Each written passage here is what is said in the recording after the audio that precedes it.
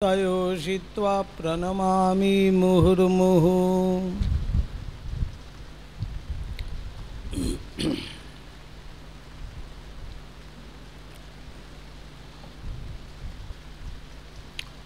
শ্রী শ্রী মায়ের কথা আমরা অনেক দিন পরে আবার মায়ের একটু অনুধ্যান করব। আজকে পড়ব স্বামী শান্তানন্দজির সাথে মায়ের কথোপকথন। মাকে কেমন দেখছেন, মায়ের সাথে কি কথা হচ্ছে।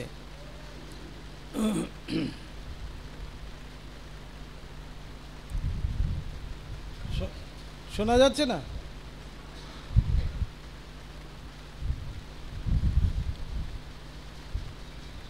দেখুন, শোনা যাচ্ছে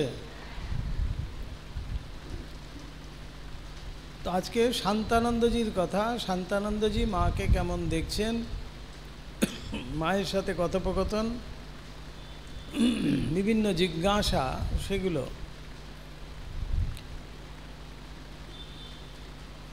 এগুলো আমরা কেন পড়ি সেটা একবার একটু আমাদের জানা উচিত। শুধুমাত্র ঘটনা পরম্পরা জানব, কিছু তথ্য আমরা জানব যে মা এই করেছিলেন, মা ওই করেছিলেন, মা এই বলেছিলেন,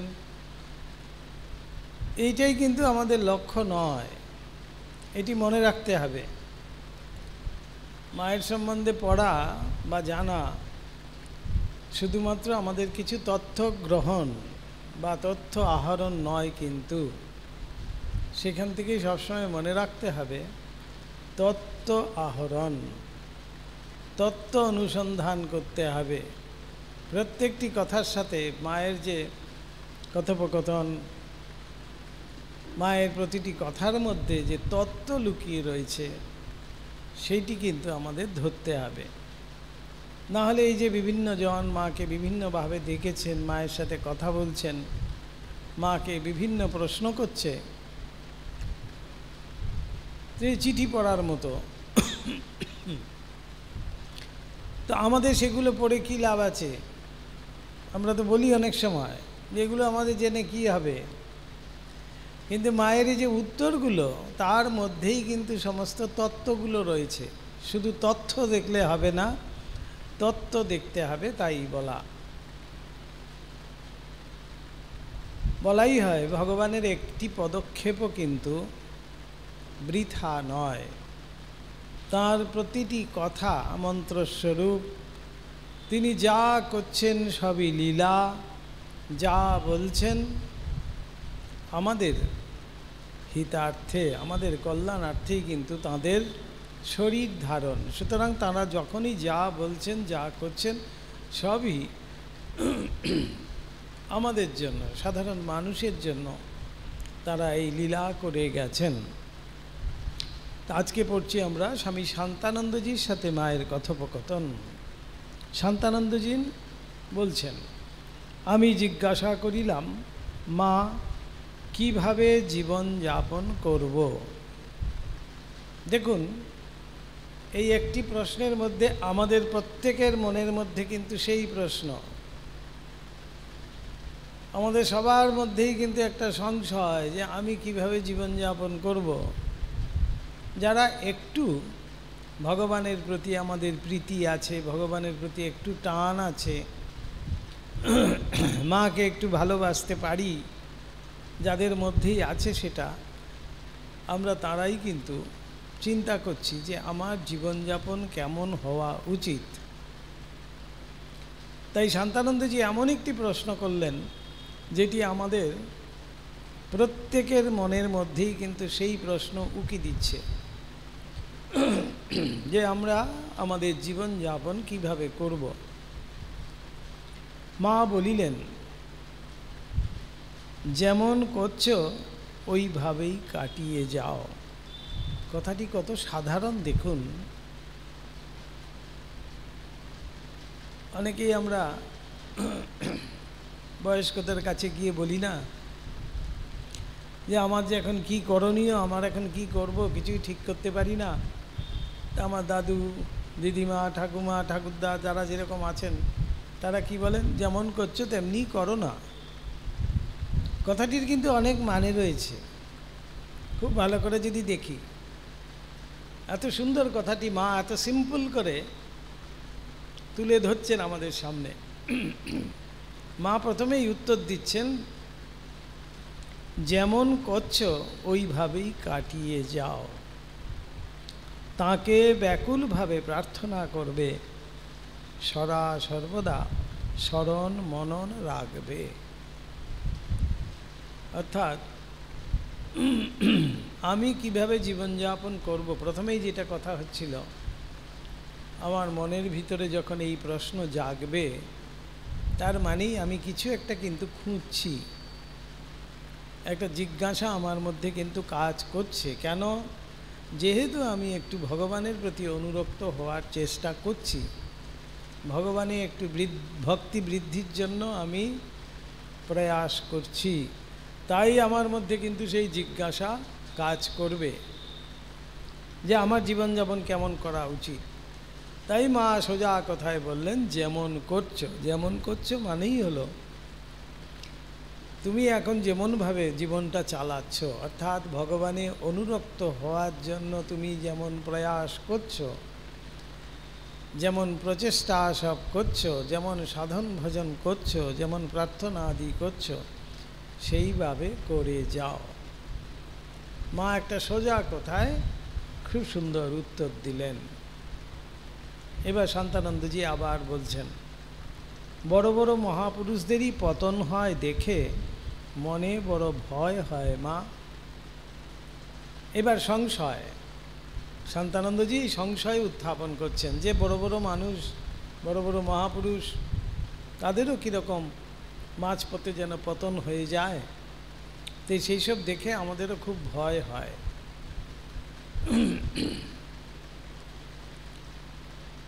এইবার মা বলছেন, আবার উত্তর দিচ্ছেন, ভোগের জিনিস সব নিয়ে থাকলে তার ভোগের উপকরণও সব এসে থাকে। ভোগের জিনিস সব নিয়ে থাকে, যারা ভোগ ও সামগ্রী, অর্থাৎ টাকা পয়সা, ঘর বাড়ি, সংসার, এটা তো আমাদের ভোগের জায়গা। এই সংসার, ঘর বাড়ি, আত্মীয় পরিজন, টাকা পয়সা, মান সম্মান, সেগুলো তো সব কিন্তু ভোগের জন্য। আমরা কিভাবে ভোগ করব, কিভাবে একটু ভালো থাকবো, ভালো খাবো, ভালো পরবো, এই আজকেই আস্তে আস্তে এই চৌরাস্তাতে আমার গাড়িটা খারাপ হয়ে গেল, তখনই বুঝতে পারলাম যে মানুষের কত কষ্ট, একটা প্র্যাকটিক্যাল। আবার সেই টোটো একটা ধরে তারপরে এলাম, যে টোটোতে যে এত কষ্ট আমার জানা ছিল না। টোটোতে মনে হচ্ছে সব বেরিয়ে আসবে আমার, এত ঝাঁকুনি। তাই ভাবছিলাম সেই বন্ধ গাড়িতে করে আমরা চলে আসি, এসে বড় বড় মায়ের কথা, ঠাকুরের কথা, বেদান্তের কথা বলে চলে যাই, আবার বন্ধ গাড়িতে করে সুন্দর করে চলে গেলাম। বাইরের জগৎ যে কত কষ্টের ধারণাই নাই অনেকের, তাই নয়? বলে এসি ঘরের ভিতরে থেকে খুব সুন্দর খাওয়া দাওয়া আছে, এসি ঘরের মধ্যে থেকে আমি কিন্তু খুব করে বলতে পারি, অপরকে জ্ঞান দিতে পারি যে দেখুন সংসারে সবই অনিত্য, একমাত্র ভগবানই সত্য। যেই এসিটা বন্ধ হয়ে যায় তখনই বলি, ওরে না না, এসিটাই সত্য, বাকি সব অনিত্য। সেই জন্য প্র্যাকটিক্যাল, আমরা যখন প্র্যাকটিক্যাল ফিল্ডে গিয়ে কাজ করি, বুঝি, তখনই কিন্তু এই জিনিসগুলো আমরা ফিল করতে পারি, অনুভব করি যে সত্যি। তাই আমরা, মা প্রথমেই বলছেন, ভোগের জিনিস নিয়ে আছি বলেই কিন্তু ভোগ করার বাসনাও থাকবে। এই যে সংসারের মধ্যে আছি আমরা, তো সেখানে থাকলেই কিন্তু আমাদের মধ্যে একটু হলেও সেগুলো কিন্তু থাকবেই, যে একটু ভালো খাবো, একটু ভালো শুবো, একটু ভালো পরবো, ভালো গাড়িতে চড়বো, তাই তো আমাদের প্রত্যেকেরই কিন্তু তাই। তাই এগুলো বাসনা আমাদের কিন্তু থাকবেই। কিন্তু যদি আমরা বিচারশীল হই, ঠাকুরের কথায় ঠাকুর তিনটি উপায়ের কথা বলছেন তো আমাদের। একটি হলো নির্জন বাস, সাধু সঙ্গ, আর সদসৎ বিচার। কোনটা সৎ বস্তু, কোনটা অসৎ বস্তু, অর্থাৎ কোনটা নিত্য বস্তু, কোনটা অনিত্য বস্তু, এই বিচার করা। এই তিনটে যদি আমাদের ঠিক থাকে, তাহলে আমরা যেখানেই থাকি না কেন, আমি কিন্তু সর্বত্রই সেই ঠাকুরের উপস্থিতি অনুভব করব।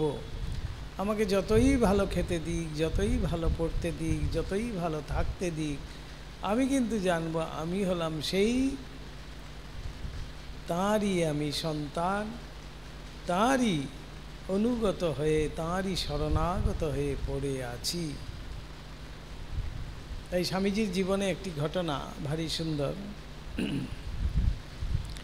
স্বামীজি ক্ষেত্রীর রাজার গুরু হয়েছেন তো, অজিত সিংয়ের গুরু ছিলেন তো ঠাকুর স্বামীজি। তা স্বামীজিকে একবার নিমন্ত্রণ করে তিনি রাজবাড়িতে নিয়ে গেছেন ক্ষেত্রীতে। রাজার গুরু, রাজার অতিথি, বিশাল সম্মানীয় পদ সেটি। রাজার গুরু মানে রাজার থেকেও বড় যিনি, তখনকার সময় সেটি ছিল তো। তাই স্বামীজির বিশাল সম্মান সেখানে। একেবারে রাজভোগ পরিবেশন করা হচ্ছে স্বামীজিকে, রাজার মতো করে স্বামীজিকে রাখা হয়েছে।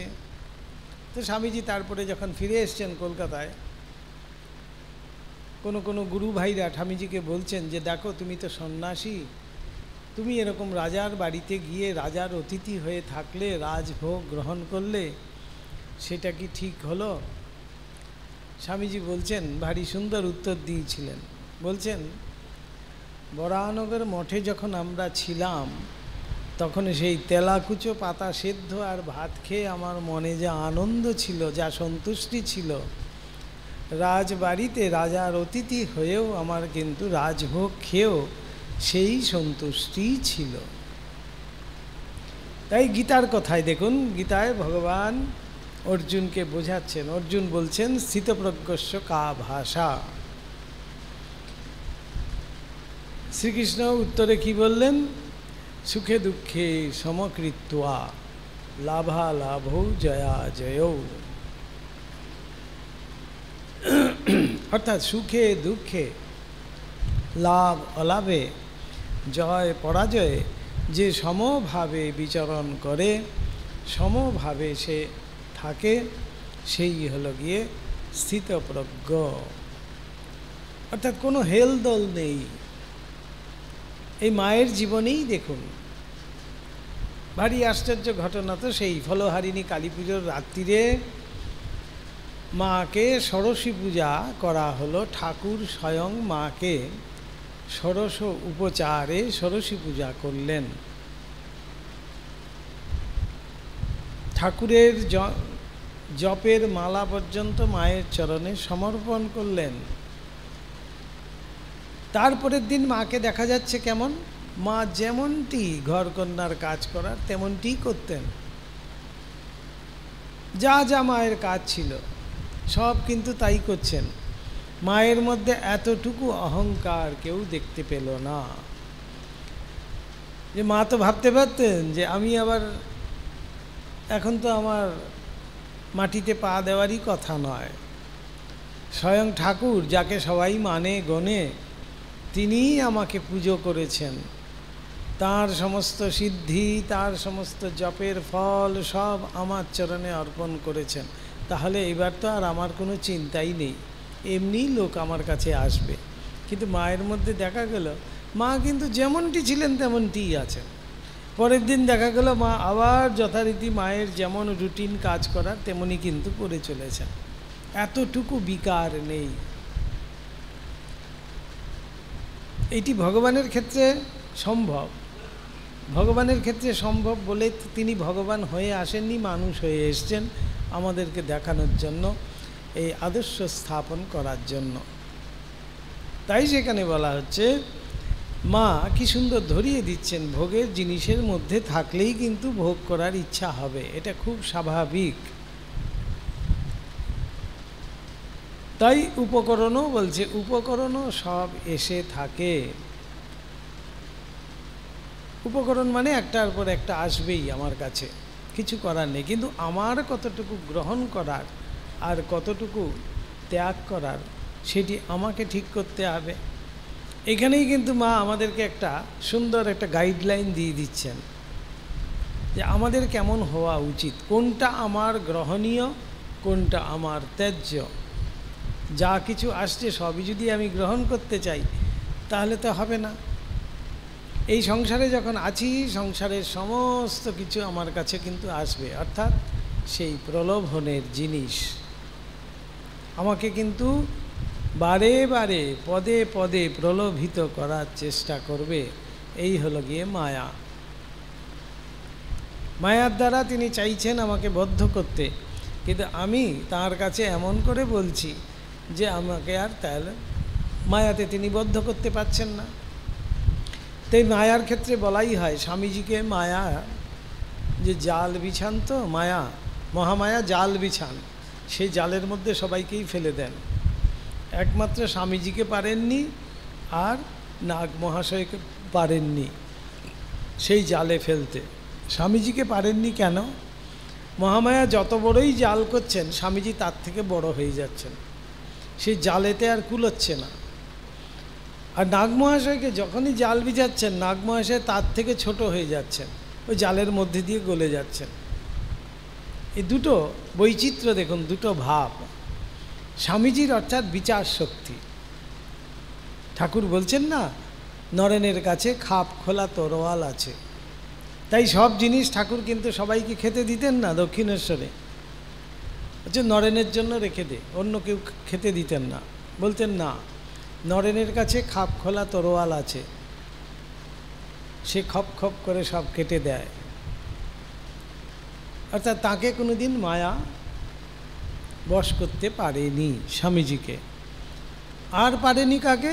নাগ মহাশয়কে। নাগ মহাশয়ের মধ্যে কি সেই দীনতা, এত ছোট হয়ে যাচ্ছেন, দীনতা এতই ছোট, মহামায়া আর এর থেকে আর সূক্ষ্ম জাল বানাতে পারলেন না। তারপরে ছাড় দিয়ে দিচ্ছেন, বলছেন আচ্ছা ঠিক আছে চলো। এই দুজনকে পারে না। এই দুটো জায়গায়, একটা হলো কি আমাদের বিচার শক্তি, আরেকটি হলো দীনতা। দীনতার ক্ষেত্রে মহাপ্রভু আমাদেরকে শেখাচ্ছেন কি, তৃণাদপি সুনিচেন তররোপি সহিষ্ণুনা অমানিন মানদেন কীর্তনীয় সদা হরি। বৈষ্ণবদের মধ্যে একটি প্রধান কিন্তু আদর্শ স্বরূপে বলা হচ্ছে মহাপ্রভুর এই বাক্য, এই দীনতা। যে দিনহীন না হবে সে কিন্তু ভগবানকে লাভ করতে পারবে না। এখন দিনহীন কথাটির অনেক রকম মানে আছে। আমরা শুধুমাত্র আক্ষরিক অর্থে যখন দিনহীন মানে কি, আমাকে কেউ মেরে চলে যাচ্ছে, মারিয়ে চলে যাচ্ছে, যে সে যা খুশি তাই বলে চলে যাচ্ছে, আমাকে ঠকে চলে যাচ্ছে, ওটাকে কিন্তু দীনতা বলে না। দীনতা কাকে বলে? অহংকারের লেশ মাত্র থাকবে না, কিন্তু তেজ থাকবে না তা বলে বলা হয়নি। তেজ হবে, সিংহের মতো বিক্রম হবে তেজ, কিন্তু সে বলছেন দিনহীন হবে। তো সিংহ আবার দিনহীন হয় কিভাবে? এই দুটো কন্ট্রাডিকশন হয়ে যাচ্ছে তাহলে। কিন্তু না, এখানেই বলা হচ্ছে যে অহংকার মানুষকে কখনো কিন্তু উপরে উঠতে দেয় না। অহংকারে মানুষকে কি করে? তার অধোগতি করে দেয়। কিন্তু দীনতা, দিনহীন মানেই হলো গিয়ে আমি ভগবানের দাস, আমি ভগবানের ভক্ত। তা বলে আমি যে একেবারে নিকৃষ্ট তা কিন্তু নয়। কিন্তু এটা অনেকেই আমরা মিস ইন্টারপ্রিটেশন করি। দিনহীন মানেই হলো গিয়ে ছেঁড়া কাপড় পরবে, রাস্তায় শুয়ে থাকবে, এমনটি হবে, তাকেই বলা হবে দিনহীন। তা কিন্তু নয়। দিনহীন মানেই হলো আমার সব আছে কিন্তু আমার কিছু চাই না, এটাকেই বলা হচ্ছে দীনতা। তাই একটি জায়গায় বলাই হয় ভিখারি কখনো সন্ন্যাসী হতে পারে না। রাজাই সব সময় সন্ন্যাসী হয়। কেন? যার ত্যাগ করার কিছু নেই সে কি ত্যাগ করবে? যার আছে সেই তো ত্যাগ করতে পারে। তাই আমার কাছে যখন আছে, সমস্ত কিছু আছে, কিন্তু আমার কিছুরই প্রয়োজন নেই, সেটাকেই বলা হবে দীনতা। এই দীনতা যার মধ্যে আছে সেই কিন্তু একমাত্র হরিনামের অধিকারী। মহাপ্রভু বলছেন কেমন দীনতা? বলছে তৃণাদপি সুনিচে না, তৃণাধিক যে নিচু হয়ে থাকতে পারে। আর কেমন? তরোরপি সহিষ্ণু না, গাছের মতো যে সহিষ্ণু। গাছ দেখুন, ঝড়, দুর্যোগ, রোদ, বৃষ্টি সব মাথায় করে বসে আছে।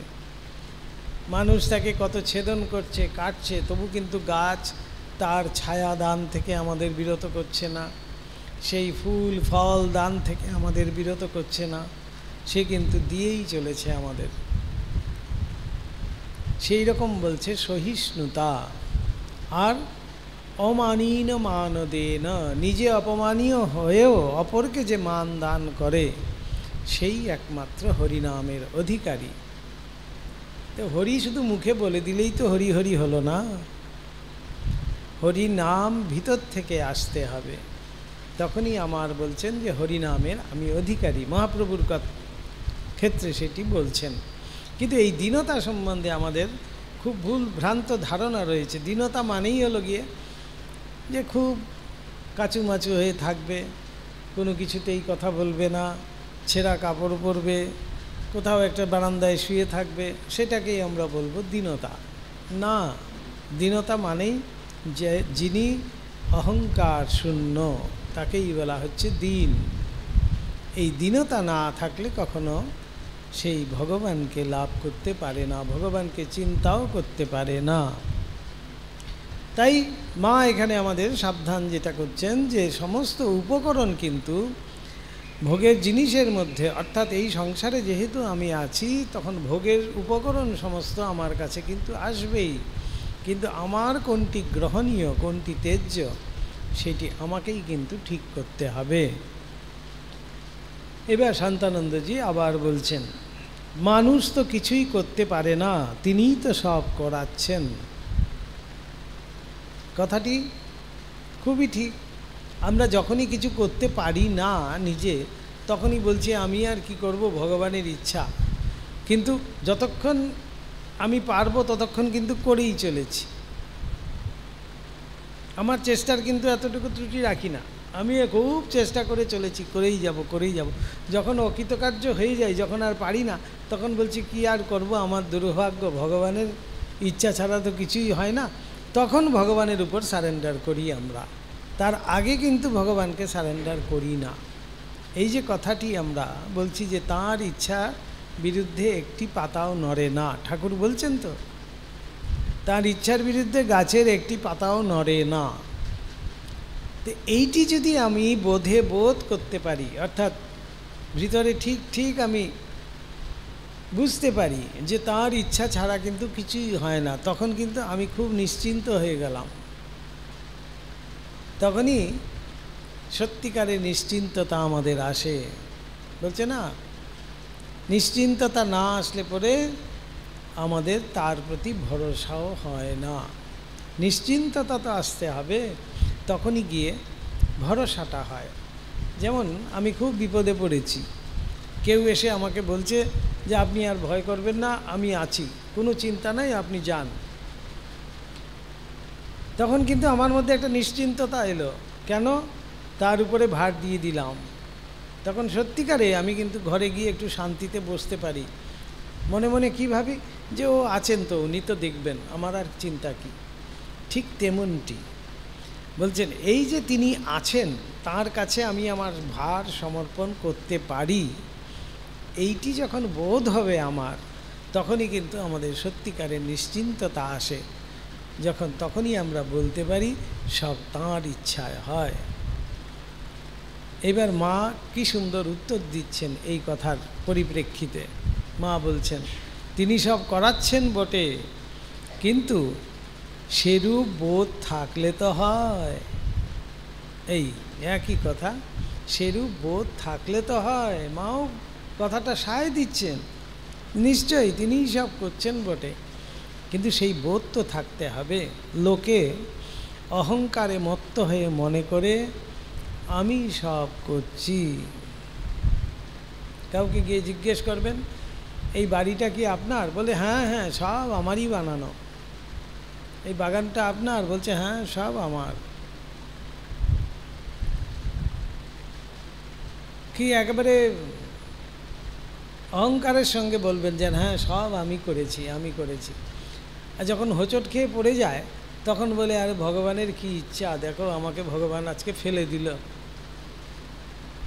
বাড়িটা বানানোর সময় তিনি বানিয়েছেন, হোঁচট খেয়ে যখন পড়ে গেছেন তখন বলছে ভগবানের ইচ্ছায় আমি পড়ে গেলাম। এমনটি এই ঠাকুরের একটি ভারী সুন্দর গল্প আছে না, পাহাড়ের উপরে একজন গিয়ে কুটিয়া বেঁধেছে,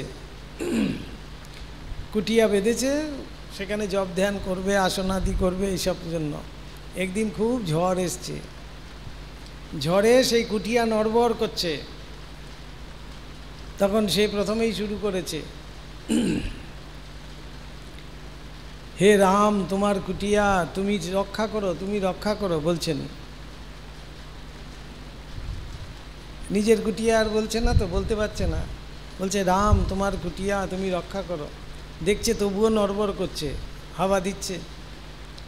তারপরে কিছুক্ষণ বলছে না রামের খুব প্রিয় ছিল সীতা, তাহলে দেখি মায়ের, সীতা মায়ের নাম করে দেখি, সীতা মায়ের কুটির, রাম তুমি রক্ষা করো। তারপরে তাও হলো না। তারপরে বলছে ও হাওয়া, তাহলে হাওয়ার তো দেবতা, এই বায়ুর তো দেবতা হলেন গিয়ে মহাবীর, তাহলে মহাবীরের নাম করলে হয়তো হাওয়াটা, বাতাসটা ঠান্ডা হবে। তখন বলছে হে পবন দেবতা তোমার পুত্রেরই কুটির, হনুমানের কুটির, তুমি রক্ষা করো রক্ষা করো। তবুও কিছুই হচ্ছে না, তবুও দেখছে নড়বড় করছে। আর সে বেরিয়ে আসছে তখন, আর থাকলে আর একটু পরে মাথায় পড়বে। বেরিয়ে আসার সময় বলছে শালার কুটিয়া। এবার কুটিয়াও কিন্তু হুড়মুড় করে ভেঙে পড়ল। এই হলো আমাদের অবস্থা। না হলে কিন্তু বলছে আমি বানিয়েছি, একবারও বলি না যে ভগবানের ইচ্ছায় হয়েছে। তাই মা এখানে কি সুন্দর ধরাচ্ছেন, সেই বোধটুকু থাকলে তো হয়। লোকে অহংকারে মত্ত হয়ে মনে করে আমি সব করছি, তার উপর নির্ভর করে না। যে তার উপর নির্ভর করে তিনি তাকে সকল বিপদ হতে রক্ষা করেন, অবশ্যই করেন, আজও করছেন। নাহলে এত বড় মঠ মিশন আমাদের চলছে কিভাবে? আমরা এখানে বসে তাঁর কথা চিন্তা করছি, মায়ের অনুধ্যান করছি কিভাবে? তিনি করছেন তো, তার ইচ্ছা ছাড়া কি হয়? অসম্ভব। তাই আজও কিন্তু সেইটি অক্ষরে অক্ষরে আমরা দেখতে পাই। কিন্তু আমাদের প্রথম যেটা কর্তব্য, তার উপরে নির্ভর করা।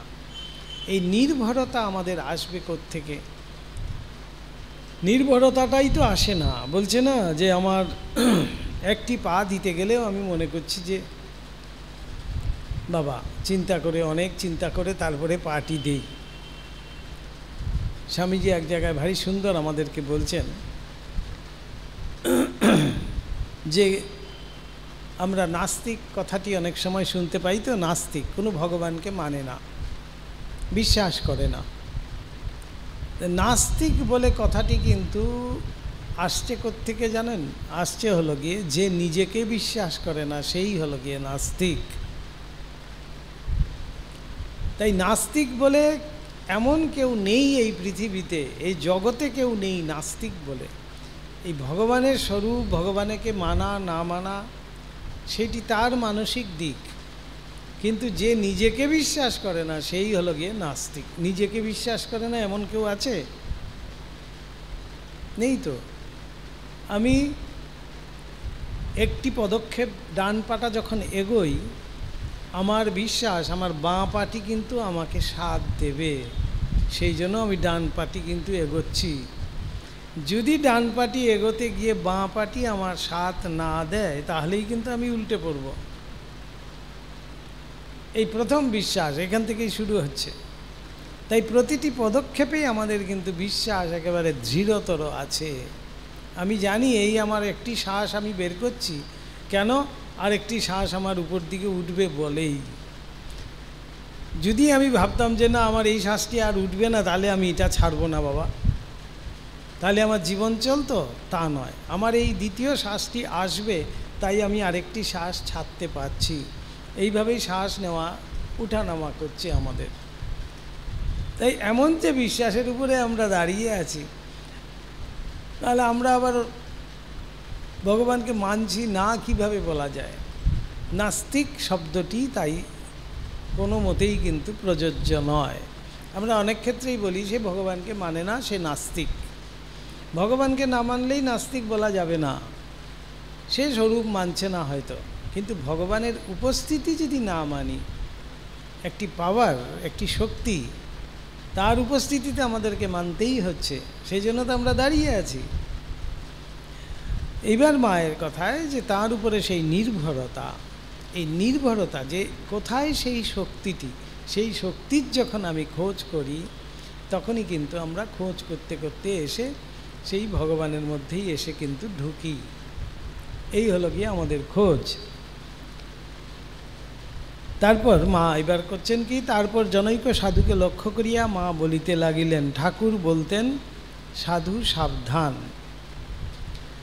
সাধু সর্বদা সাবধানে থাকতে হয়, সাধু সর্বদা সাবধানে থাকবে, সাধুর রাস্তা বড় পিছল ইত্যাদি।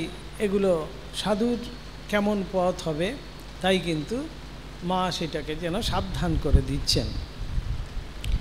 মন্দ কাজে মন সর্বদা যায়, ভালো কাজ করতে চাইলে মন তার দিকে এগোতে চায় না। খুব স্বাভাবিক আমাদের, কেন? মন্দ কাজেই আমাদের রুচি, কিন্তু বলে না রুচি। আমাকে সেদ্ধ ভাত দিচ্ছে, আমার সিদ্ধ ভাত খেতে ভালো লাগছে না, একটু মনে হচ্ছে একটু লঙ্কা টঙ্কা হবে, বেশ একটু ঝাল টাল দিয়ে চচ্চড়ি টচ্চড়ি হবে, তাহলে খেতে বেশ ভালো লাগে, একটু মুখরোচক হতে হবে। শুধু মুড়ি দিয়ে দিলে খেতে ভালো লাগে? মুড়ির সাথে বেশ একটা ঝাল ঝাল চানাচুর হবে, পকোড়া হবে, এই হবে সেই হবে, তখন মুড়িটা বেশ খেতেও ভালো লাগে, মুখরোচক। তাই মন্দ দিকেই কিন্তু আমাদের মনটা বেশি যায়। বলাই হয় আমাদের মন হলো গিয়ে সেই জলের মতো নিম্নগামী, তার স্বাভাবিক গতিই হলো গিয়ে নিম্ন দিকে, তাকে ঊর্ধ্বগামী করতে হবে। কিভাবে? তাহলে সেখানেই আমাদের উপমা আছে। এই বৃষ্টি হচ্ছে কিভাবে? আকাশে কি আর জল থাকে? তা তো নয়।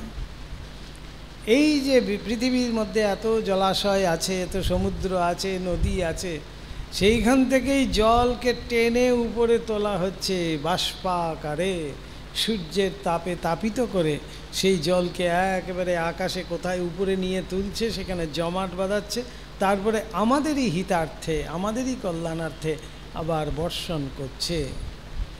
এই যে এত দূরে সেই জলকে টেনে তুলে দেওয়া হচ্ছে কিভাবে? সেই তাপিত। এটা বিজ্ঞানের দিক থেকে দেখতে গেলে যখনই গরম হয় জল বা বায়ু, সে উপরের দিকে চলে যায়, হালকা হয়ে যায়, তখন উপরের দিকে চলে যায়। জল তো ভারী, জল এমনি তো যাবে না উপরের দিকে, জলকে বাষ্পাকারে যখন নিয়ে যাচ্ছে তখন কিন্তু জল হালকা হয়ে যাচ্ছে, হালকা হয়ে সে উপরে উপরে কিন্তু উঠে উঠে চলে যাচ্ছে। উপরে গিয়ে সে জমাট বেঁধে সেখানে মেঘ হয়ে জন্মে থাকছে, তারপরে সেই বৃষ্টি আকারে আমাদের মধ্যে পড়ছে। ঠিক সেইভাবে মানুষের মনও সেইভাবে নিম্নগামী, তাকে ভগবানের নামে তাপিত করে ঊর্ধ্বমুখী করতে হবে। এই হলো গিয়ে, এই তাপিত করার জন্যই হলো আমাদের এই জপ, ধ্যান, পূজা পাঠ, সাধন, ভজন, নাম, গুণগান, কীর্তন ইত্যাদি সব কিন্তু এই মনটাকে তাপিত করার জন্য, মনটা যাতে ঊর্ধ্বগামী হতে পারে। তাই মনের স্বাভাবিক গতিই কিন্তু নিম্ন দিকে। মনটাকে সবসময় মন্দ কাজেই আমাদের লাগাতে ইচ্ছা করে। খুব ভালো লাগে কখন? যখন একটু মুখরোচক কিছু পাই, এগোতে দেয় না, বলছে ভালো দিকে এগোতে দেয় না। আমি আগে, মা এবার নিজের জীবন দিয়ে সেটি আমাদেরকে সামনে তুলে ধরছেন। আমি আগে রাত 3টার সময় উঠে প্রত্যহ ধ্যান করতুম। একদিন শরীর ভালো না থাকায় আলস্যবশত করলুম না, তা কদিন বন্ধ হয়ে গেল। সেজন্য ভালো কাজ করতে গেলে আন্তরিক খুব যত্ন ও রোগ চাই। রোগ, এই রোগ যদি না করতে পারি তাহলে হবে না। আমি করবই, আমাকে করতেই হবে। এই রোগ, এই জেদ, এই যে ভালো স্টুডেন্ট যারা দেখবেন, তারা মা ডাকছে কি, বাবা ডাকছে কি, ঠাকুমা ডাকছে, সেই সব দেখছে না খাওয়ার জন্য। তারা কিন্তু তাদের লক্ষ্যই একমাত্র কিভাবে পড়াশোনাটাকে আমি ঠিক করব, এই রোগ করে নিয়েছে। একটা জেদ চেপে গেছে, আমাকে বড় হতেই হবে, পরীক্ষায় ভালো ফল করতেই হবে। এই রোগ না আসা পর্যন্ত তাহলে কিন্তু মেদেটে বুদ্ধি বলা হয়। মেদেটে বুদ্ধি মানে, মা বলল এই খেয়ে নে, অনেক রাত হয়েছে, বলছে আচ্ছা ঠিক আছে কাল আবার পড়বো বলে বইটা বন্ধ করে দিয়ে সে খেয়ে দিয়ে কিন্তু শুয়ে পড়ল। সেই সব খুব একেবারে শান্ত ধরনের স্টুডেন্টরা হয়, তারা খুব একটা কিন্তু বড় কিছু হতে পারে না দেখবেন। কিন্তু যাদের মধ্যে এই রোগটা আছে, জেদটা আছে, যে না আমাকে পড়াশোনা করতেই হবে, আমাকে বড় করতেই হবে, সে কিন্তু লেগেই থাকে। এই সাধনার ক্ষেত্রেও মা বলছেন যে একটা রোগ চাই, যে আমাকে করতেই হবে, আমাকে সাধন ভোজন করতেই হবে। যদি সাধন ভোজন করতে না পারি তাহলে হবে না, করে লেগে থাকতে হবে।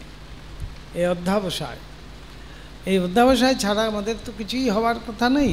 তাই বলছেন রোগ চাই। যখন নবতে থাকতুম, মা বলছেন, রাতে যখন চাঁদ উঠত, গঙ্গার ভিতর স্থির জলে চাঁদ দেখে ভগবানের কাছে কেঁদে কেঁদে প্রার্থনা করতুম, চন্দ্রতেও কলঙ্ক আছে, আমার মনে যেন কোনো দাগ না থাকে। নবতে থাকবার সময় ঠাকুর এমনকি রামলালকেও আমার কাছে আসতে বারণ করতেন। রামলাল তো ভাসুরপ হয়, এখন তো সকলের সঙ্গে কথা কই, সকলের সামনে বেরোই। তুমি কলকাতার ছেলে, ইচ্ছা করলে বিয়ে করে সংসার করতে পারতে, সেসব যখন ত্যাগ করেছ আবার সেদিকে লক্ষ্য করছো কেন? থুতু ফেলে আবার সেই থুতু ঘাঁটা। মা কি সুন্দর করে এবার বুঝিয়ে দিচ্ছেন যে তুমি তো পারতে। শান্তানন্দজিকে বলছেন তুমি তো কলকাতার ছেলে, তুমি তো বিয়ে থা করে ঘর সংসার করতে পারতে, তুমি কেন করলে না? তাই করনি যখন, তাহলে আর সেই সংসার নিয়ে তোমার চিন্তা করারও কিছু নেই। সংসার নিয়ে তুমি ভাবছো কেন? শান্তানন্দজি আবার জিজ্ঞেস করছেন, মা আসন প্রাণায়াম করা কি ভালো? এটাও কিন্তু আমাদের অনেকেরই মনে এই প্রশ্ন থাকে যে আসন প্রাণায়াম এইসব বোধহয় করলে খুব তাড়াতাড়ি মনটা উঠে যাবে। অনেকেরই আমাদের প্রশ্ন। বিভিন্ন আজকাল তো এই মোবাইল থেকে দেখে দেখে বিভিন্ন চ্যানেলগুলোতে পাওয়া যায়, ধ্যান শেখাচ্ছে, প্রাণায়াম শেখাচ্ছে, যোগ শেখাচ্ছে, এগুলো আমরা করতে শুরু করে দিই, কিন্তু ওগুলো একেবারেই করা উচিত নয়। প্রাণায়াম স্বামীজি বারবার আমাদের রাজযোগে বলছেন, গুরুর উপস্থিতি ছাড়া প্রাণায়াম করা উচিত নয়। প্রাণায়াম করার সময় অনেক কিছু আমাদের লক্ষণীয় বস্তু আছে, যেগুলো গুরু জানেন, গুরু আমাকে বলে দেবেন। তাই নিত্য পূজাকালে আমরা যে প্রাণায়াম করি, সরল প্রাণায়াম, অল্প একটু ছোট্ট করে, সেইটি নিত্য পূজার সময় অবশ্যই করা যায়। অল্প করে পূরক, রেচক, কুম্ভক, এইভাবেই অল্প কিন্তু প্রাণায়াম করার কথা বলা হয়েছে, কিন্তু বেশি প্রাণায়াম করা যাবে না, সেখানেও বলা হয়েছে। তাই এই আমাদের অনেকেরই প্রশ্ন যে আসন প্রাণায়াম এইসব বোধহয় করা ভালো। এবার মা বলছেন, আসন প্রাণায়াম করলে কি সিদ্ধাই হয়? সিদ্ধাই লোককে পথভ্রষ্ট করে। এই সিদ্ধাই সম্বন্ধে আমাদের একটি বিশাল ধারণা, যে যার মধ্যে সিদ্ধাই আছে অর্থাৎ এই ভেলকিবাজি। সিদ্ধাই মানে সোজা কথায় বলতে গেলে ভেলকিবাজি। এইটা এখানে রাখলাম, একটু পরেই আমি দেখাচ্ছি, এটা দেখতে পাচ্ছেন? বলছে না, সিদ্ধাই ছাড়া আর কিছু নয়। পিসি সরকার এক জায়গায় গেছিলেন না সাই বাবার কাছে, সাই বাবা এরকম করে একটা ফল দিয়েছেন। পিসি সরকার বলছেন যে আমি তো কলকাতার থেকে এসছি, তাহলে আপনাকেও আমি একটা কিছু দেই বলে এক হাঁড়ি, এরকম করে এক হাঁড়ি রসগোল্লা দিয়েছেন। এর বড় কি হলো? বড় কি হলো? তিনি একজন জাদুকর, সামান্য জাদুকর বলতে গেলে। তিনিও যে জাদু দেখাচ্ছেন, একজন সাধক হয়ে তিনিও সেই জাদুই দেখাচ্ছেন। এই হলো সিদ্ধাই। তো এই সিদ্ধাই দিয়ে আমার কি ভগবান লাভ হবে? না। তাই মা বলছেন সিদ্ধাইয়ে পথভ্রষ্ট করে। পথভ্রষ্ট মানে আমার যে একটা লক্ষ্য স্থির করে আমি এগিয়ে চলেছি, সেই লক্ষ্যের থেকে আমাকে কিন্তু ভ্রষ্ট করে দেয়, আমার পথ কিন্তু এদিক ওদিক করে দেয়। কেন? সিদ্ধাইতেই মানুষের মন চলে যায়। তাই স্বামীজি এক জায়গায় স্বামী শিষ্য সংবাদে আছে, শিষ্যকে বলছে, তুই কি মনে করিস আমাদের মধ্যে কারুর সিদ্ধাই নেই? সিদ্ধাই থাকাটাই যে সিদ্ধাই দেখাতেই হবে তার কিন্তু মানে নেই। সিদ্ধাই ঠাকুর কি বলছেন? কথামৃতে আছে যে একটু জপ ধ্যান করবে, ভগবানের কাছে আন্তরিক হয়ে প্রার্থনা করবে, তার মধ্যে সিদ্ধাই আপনা আপনিই আসবে। কিন্তু সে যদি সিদ্ধাইয়ের পেছনে ছোটে, তাহলে কিন্তু সে পথভ্রষ্ট হয়ে গেল। মা তাই সেখানে সাবধান করছেন, সিদ্ধাই মানুষকে পথভ্রষ্ট করে হয়। এবার শান্তানন্দজি আবার বলছেন, আরেকটি প্রশ্ন দেখুন, আমাদের সবারই মনে সেটি জাগে। সাধুর তীর্থে তীর্থে ভ্রমণ করা কি ভালো? শান্তানন্দজি জিজ্ঞেস করছেন। মা বলছেন, মন যদি এক স্থানে শান্তিতে থাকে তবে তীর্থ ভ্রমণের কি দরকার? আমরা তীর্থ দর্শন কেন করি? একটা নতুন জায়গা দেখব বলে, সেখানে গিয়ে ভালো মন্দ একটু খাবো বলে, একটু আউটিং হবে বলে। বাড়িতে সবার ছুটি হয়েছে, অনেক দিন কোথাও যাওয়া হয়নি, বাড়িতে একঘেয়েমি লেগে গেছে, চলো একবার একটু ঘুরে চলে আসি। কোথায়? পুরী। পুরীতে নামমাত্র গিয়ে জগন্নাথকে একবার একটু দেখে এলাম, তারপরে সারা দিন কিন্তু সি বিচেই চলে গেল। এই ভাজা বড়া খাওয়া, সমুদ্র স্নান করা ইত্যাদি। আর ফিরে এসে বললাম যে না, জগন্নাথ দর্শন করতে গেছিলাম। তো এই হলো আমাদের তীর্থ দর্শন। কিন্তু তীর্থ দর্শনের মানে হলো সেই যে তীর্থের ভগবান আছেন, তীর্থের যে দেবতা আছেন, তাকে বিশেষভাবে দর্শন করার জন্যই সেইখানে যাওয়া। অর্থাৎ সেই তীর্থ তাঁর জন্যই মহান হয়েছে, জাগ্রত হয়েছে, সেই তীর্থ দেবতাকে দর্শন করার জন্যই কিন্তু তীর্থে আগমন। তাই বলা হচ্ছে ঠাকুর কেন তীর্থে তীর্থে গেছিলেন। লীলা প্রসঙ্গে আছে, ভারী সুন্দর। ঠাকুর বলছেন, এক একটা তীর্থ কি কম গা?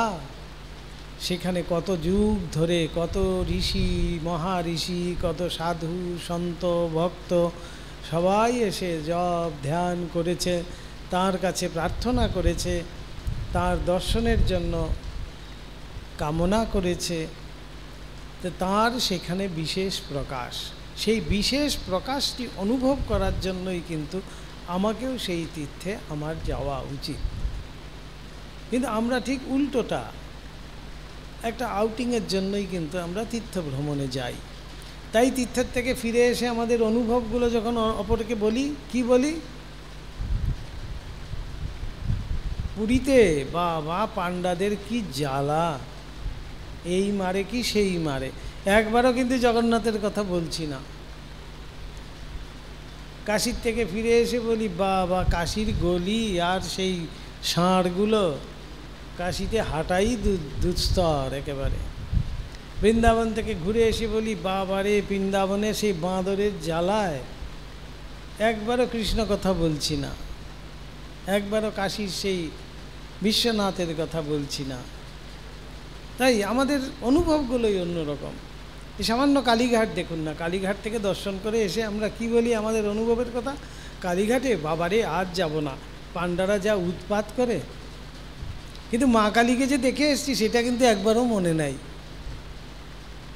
কিন্তু ওইটি মনে রেখেছি, পাণ্ডাদের উৎপাত না। ওইটি নেগেটিভ ওয়েতে আমরা যদি দেখি তাহলে হবে না। প্রত্যেক তীর্থেরই এক একটি মাহাত্ম্য রয়েছে, সেই মাহাত্ম্যর দিকে যদি আমরা মনোযোগ দেই তাহলে এই আনুষঙ্গিক যে বহির্বিভাগে যে এত সব রয়েছে সেগুলো আমাদের চোখেই পড়বে না, তার দ্বারা আমরা বিরক্তও হব না। সেই তীর্থের মহিমা ঠিক ঠিক আমরা হৃদয়ঙ্গম করতে পারবো, আমরা অনুভব করতে পারবো যে এমন একটি জায়গায় গেছিলাম, জপ করে এত ভালো লাগলো, খানিকক্ষণ বসে মনটা একেবারে তৃপ্তিতে ভরে গেল। এই ভাব নিয়েই আমাকে কিন্তু তীর্থে যেতে হবে। তাই এখানে মা বলছেন, তুমি ঘরে বসে যদি তোমার মন শান্ত থাকে তাহলে তীর্থে যাওয়ার কি প্রয়োজন? তাই তীর্থ ভ্রমণ মন উচাটন, ঠাকুরের কথায় তীর্থ ভ্রমণ মন উচাটন। আবার শান্তানন্দজি প্রশ্ন করছেন, মা ধ্যান হয় না, কুণ্ডলিনী জাগ্রত করে দিন। মায়ের কাছে এবার সোজাসুজি শান্তানন্দজি বলছেন, আমার ধ্যান হয় না। এও তো আমাদের সবারই প্রশ্ন, ধ্যান তো আমাদের হয়ই না। ধ্যান করতে বসে সব শত রকমের চিন্তা এসে মাথায় ঢোকে, আর ধ্যান কোথার থেকে হবে? কাকে কত টাকা দেওয়া বাকি, কোথায় কি বলা বাকি, কোথায় কি বাজার আনা বাকি, কোথায় কি করতে হবে, আগামীকাল কি করতে হবে, পরশু কি করতে হবে। এই একটু পরেই একটা মোবাইলে ফোন আসবে, একটা ইম্পর্টেন্ট ফোন। তাই হয়তো জব করছি, হয়তো বা ধ্যান করতে বসেছি, খানিকক্ষণ পরে পরে মোবাইলটাও দেখছি। তাহলে ধ্যান হবে কোত্থেকে? ধ্যান মানেই হলো একাগ্র চিত্তে লক্ষ্য বস্তুতে মন স্থির করা, তাকেই বলা হচ্ছে ধ্যান। তো একাগ্রতাই আমাদের নেই। একাগ্রতা নেই কেন? মনটা এমনভাবে ছড়িয়ে রেখেছি আমরা, সেই জন্য একাগ্রতা নেই। একাগ্র হবে কোত্থেকে? মনটাকে যখন খালি করব, সব দূরে থাক। স্বামীজি এক জায়গায় ভারী সুন্দর বলছেন ধ্যানের একটি পদ্ধতি, ওটা সবাই শিখে রাখুন। স্বামীজি বলছেন, ধ্যান করতে যখন বসবো, মনের দরজায়, যখন ধ্যান করতে বসছি আমি, মনের দরজায় একটা নো এন্ট্রি বোর্ড লাগিয়ে দিন। বোর্ডটা লাগিয়ে দিয়ে তারপরে বসুন, দেখুন এমনিই ধ্যান হবে। স্বামীজি শেখাচ্ছেন নো এন্ট্রি বোর্ড, মনে মনে একটা নো এন্ট্রি বোর্ড লাগিয়ে দিতে হবে মনের দরজায়। নো এন্ট্রি, নাহলে প্লিজ ডু নট ডিস্টার্ব বলে একটা বোর্ড লাগিয়ে দিতে হবে। লাগিয়ে দিলে দেখবেন এটি বললে খুব কাজ দেয়। মনে মনে ভাবছি তো, সত্যি সত্যি মনে হবে যেন একটা বোর্ড লাগানো হয়ে গেছে। তখন মনটি একেবারে খালি হয়ে যায়, কিছু আর প্রবেশ করতে পারে না। নাহলে মনের স্বাভাবিক, আমরা যখনই মন শান্ত করার চেষ্টা করি, আশেপাশে যত সব আসে সব কিন্তু ঢুকতে শুরু করে, সেই শান্ত মনের মধ্যে আঘাত করতে চেষ্টা করে। সেই জন্যই সেই একাগ্র মনে যখন তাকে চিন্তা করব, তাকেই আমার মনটাকে স্থির করতে পারবো, সেটাকেই বলা হচ্ছে ধ্যান। এবার শান্তানন্দজি বলেছেন কুণ্ডলিনী শক্তি জাগ্রত করে দিন। এইবার মা কি সুন্দর বোঝাচ্ছেন, ছোট্ট বাচ্চাকে যেমন মা বোঝান। মা, বাচ্চা হয়তো বায়না ধরেছে, মা আমাকে একটা হাতি কিনে দাও, তাই তো? মা বলেছেন কি, বেঁচে বেশ বেশ, সামনের দিন যখন বাজারে যাব তখন বলবো। হ্যাঁ, ছেলেও কিন্তু শান্ত হয়ে গেল যে মা বাজারে গেলেই একটা হাতি কিনে দেবে আমাকে, বুঝিয়ে দিচ্ছে।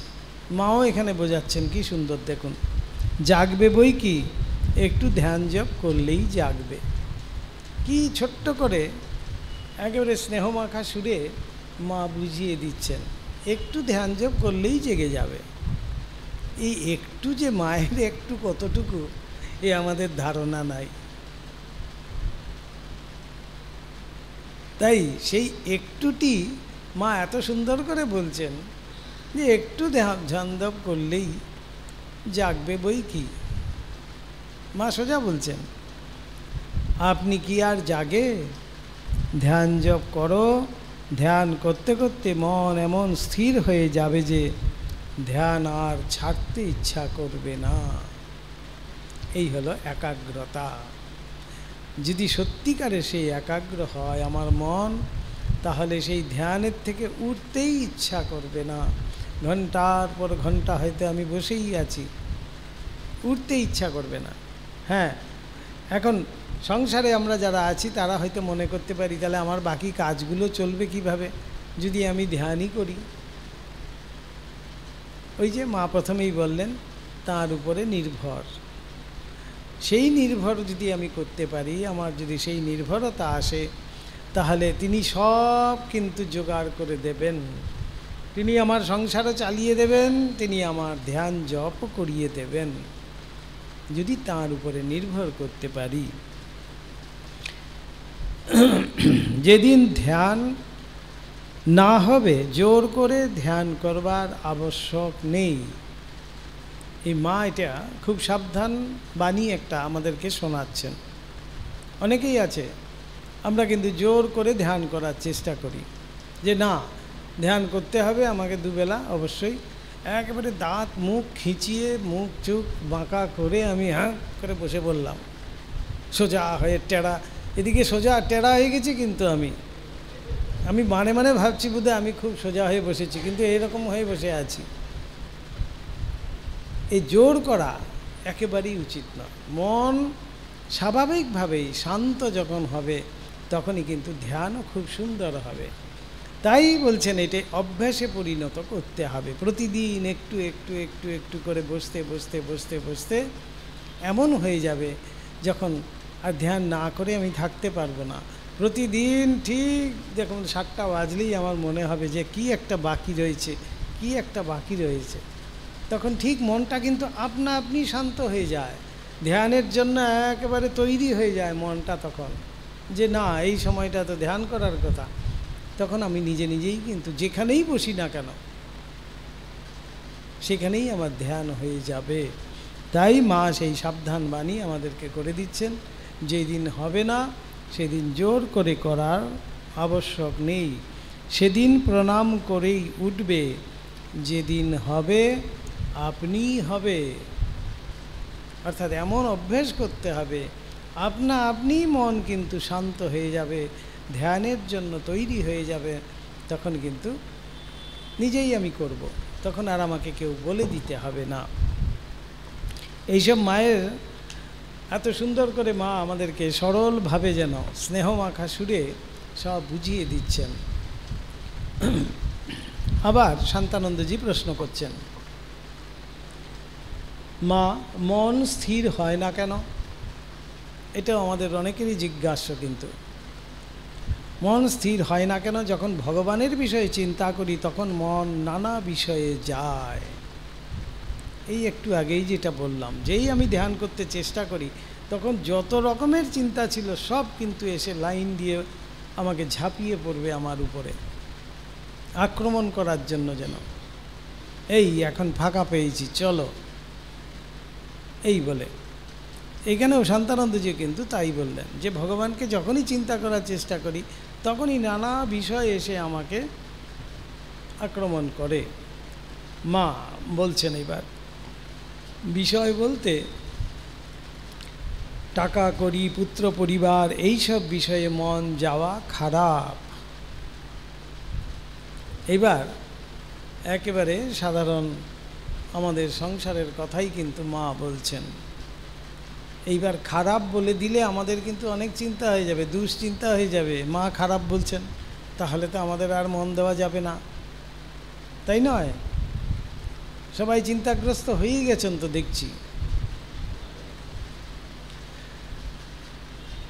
কাজকর্ম সম্বন্ধে মন তো যাবেই। কি সুন্দর মা একটু একটু করে স্টেপ ওয়াইজ বোঝাচ্ছেন। টাকা পয়সা, পুত্র পরিবার, এসবের মধ্যে মন যাওয়া খারাপ, কিন্তু কাজকর্মের মধ্যে মন যাওয়া খারাপ নয়। তা বলে যাবেই, বলছে মনটা যাবেই কাজকর্মের মধ্যে।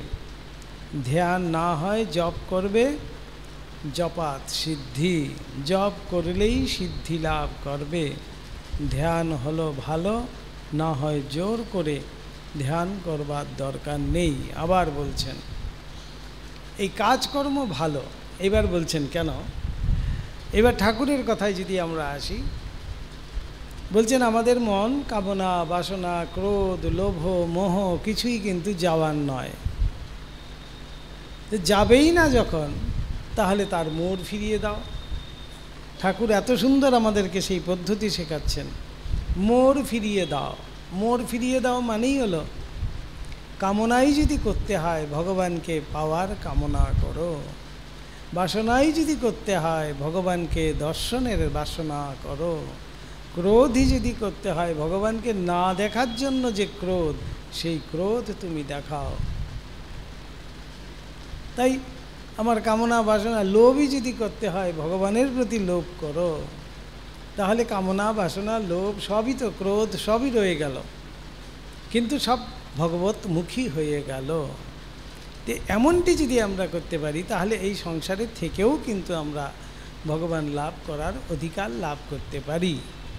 কেন বলছেন? মাও বলছেন যে কাজকর্মের মধ্যে মন তো যাবেই, কাজকর্ম আমাকে করতেই হবে। কেন করব? কর্তব্য বোধে করব। আমার সংসার তো নয়, তাঁর সংসার। তিনি যেমনটি আমাকে কাজকর্ম দিয়ে রেখেছেন, আমি কিন্তু ঠিক সেইভাবেই কাজগুলো করে যাব। নিষ্ঠার সঙ্গে, কর্তব্য বুদ্ধিতে সেই সমস্ত কাজ আমি কিন্তু করে যাব, কুশলতার সঙ্গে। কোথাও আমি এতটুকু কাজগুলোকে হেলাফেলা করতে পারবো না। কেন? তাঁরই কাজ, তাঁরই সংসার। এইটি যখন মনে করব, তখনই সেই সংসারে থেকেও কিন্তু আমি তাঁর নামেই ডুবে থাকতে পারি। তিনি ছাড়া যে কিছু নেই, সুতরাং সংসারও তিনি ছাড়া নয়, তাহলে আমিও সেই সংসারে আছি, তাকে নিয়েই আছি। এই যে বোধ, এইটি যখন আমাদের আসবে, তখন কিন্তু আমরা সম্পূর্ণ নিশ্চিন্ত হতে পারি। আমার সংসার, আমাদের সংসার যখন মনে করছি, তখনই কিন্তু আমরা বদ্ধ হচ্ছি। আর যখনই তাঁর সংসার মনে করব, তখনই কিন্তু মুক্ত হব। বেশ, মায়ের নামে আমরা নিশ্চয়ই মুক্ত, এইটি ভাবতে হবে।